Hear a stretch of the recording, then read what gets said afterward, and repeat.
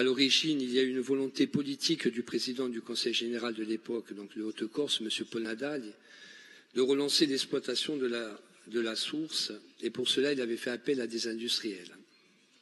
Nous saluons le courage de la famille Mora, originaire de Monachia, d'Oritz, qui a eu la volonté de relever le défi alors que le site était à l'abandon. Grâce à la famille Mora, les eaux d'Oritz sont devenues un fleuron de l'industrie corse. Ce constat, l'ensemble des élus du territoire de la Castaniche, ainsi que de cette assemblée, je pense, peuvent le partager. Une fois ce constat fait, que pouvons-nous dire de plus?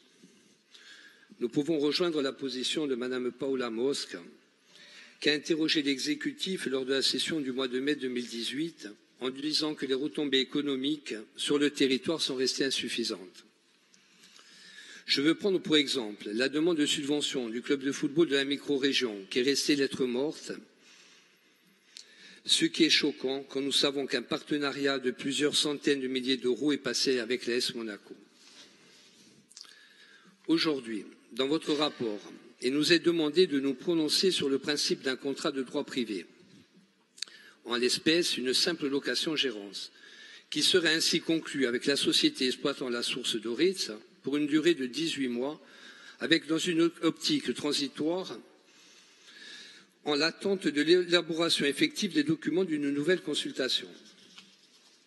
Ce contexte ne saurait pour autant occulter le fait qu'en avalisant une telle procédure, c'est un signal fort qui serait donné pour le devenir effectif de cette ressource dans notre territoire.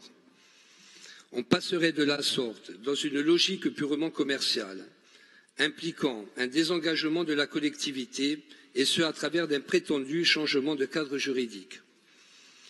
À en croire les juristes consultés, il ne saurait plus être question d'activité de service public et encore moins de conclusion d'un contrat public. Pourtant, seul à même de garantir un contrôle de la puissance publique sur la gestion externalisée de la source et la qualité du service rendu.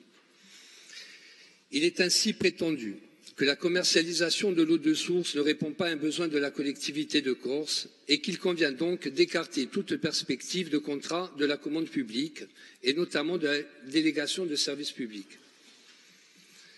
Or, si l'on reprend la définition même du contrat de concession, tel que mentionné par le nouveau code de la commande publique, dont la DSP est une catégorie résiduelle, il est bien précisé à l'article L 1121-1 qu'un contrat de concession est un contrat par lequel une ou plusieurs autorités concédantes soumises au présent code confient l'exécution de travaux ou la gestion d'un service à un ou plusieurs opérateurs économiques, à qui est transféré un risque lié à l'exploitation de l'ouvrage ou du service, en contrepartie soit du droit d'exploiter l'ouvrage ou le service qui fait l'objet du contrat, soit de ce droit assorti d'un prix, sans faire expressément mention d'un quelconque besoin de la collectivité, à la différence d'ailleurs d'un marché public.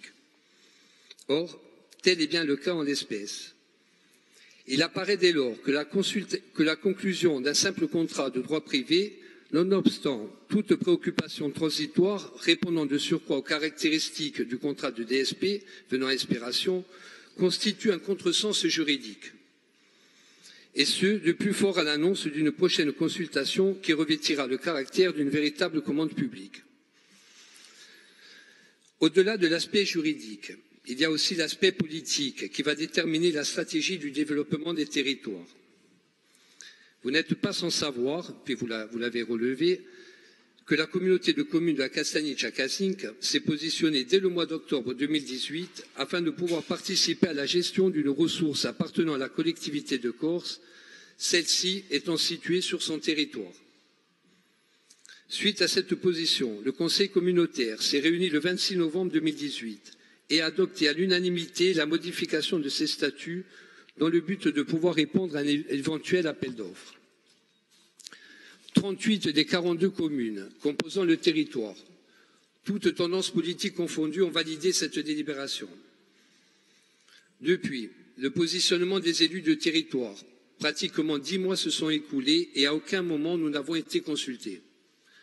Bien au contraire, la Commission aménagement et développement économique de l'Assemblée de Corse, présidée par Mme Nadine Livagione, s'est rendue sur les territoires pour auditionner les acteurs économiques et les élus de la micro-région.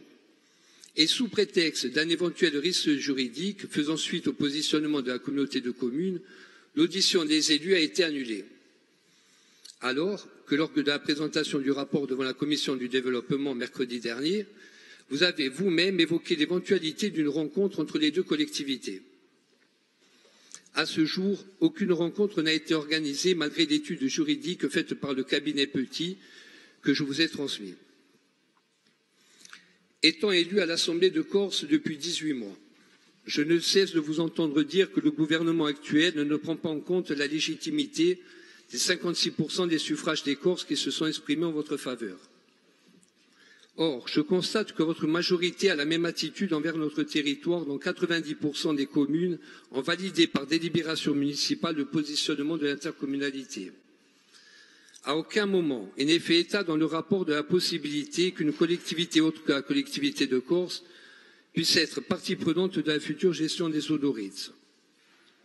Le rural est devenu un mot à la mode, mais il faut espérer qu'au-delà des paroles, qu'il y ait l'écoute et des actes pour notre territoire. La Castaniche devient une zone sinistrée.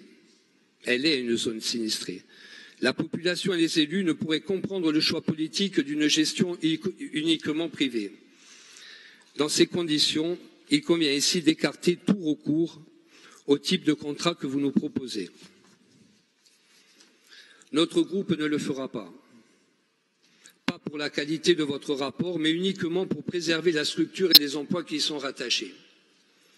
En espérant, Monsieur le Président, que les arguments que je viens de vous exposer puissent vous convaincre et que durant les 18 mois à venir, nous puissions tous ensemble travailler au développement de ce territoire.